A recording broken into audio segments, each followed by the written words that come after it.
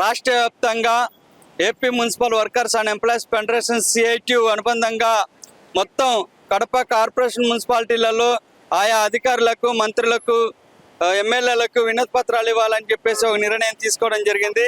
ప్రధానంగా ఆ నిర్ణయం వెనక ఉన్నట్టు ముఖ్య ఉద్దేశం చనిపోయిన కార్మికులకు ఉద్యోగాలు ఇవ్వాలని చెప్పేసి అడుగుతా ఉన్నాం. ఇప్పటికే 2002 నుంచి 2001 నుండి చనిపోయిన కార్మికులకి ఉద్యోగాలు ఇవ్వకుండా కాలయాపన చేస్తూ ఉంది రాష్ట్ర ప్రభుత్వం కానీ, కార్పొరేషన్లు కానీ.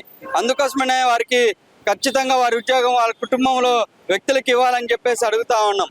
అలాగే 60 సంవత్సరాలు నిండిన వాళ్ళని కూడా తొలగించడం జరిగింది పర్మనెంట్ పేరుతో.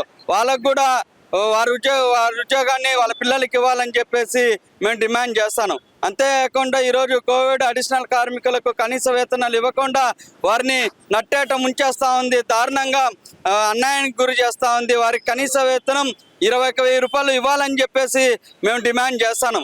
అంతేకాకుండా వారికి PF, ESI సౌకర్యాన్ని కూడా ఖచ్చితంగా ఈ రాష్ట్ర ప్రభుత్వం కలెక్ట్ చేసుకొని వారికి అందించాల్సిన బాధ్యత ఈ రాష్ట్ర ప్రభుత్వానికి ఉందని చెప్పేసి అడుగుతా ఉన్నాం. ఈ ఇంజనీర్ కార్మికులు కావచ్చు, అడిషనల్ కార్మికులు కావచ్చు, డ్రైవర్లు కావచ్చు, మొత్తం ఎవరి సమస్యలు అన్ని సమస్యలు కూడా ఎక్కడేసిన గొంగల్లాగా అక్కడే పడి ఉండాయి. అందుకోసమనే ఈరోజు ఇంత పెద్ద కార్యక్రమం నిర్వహించాం.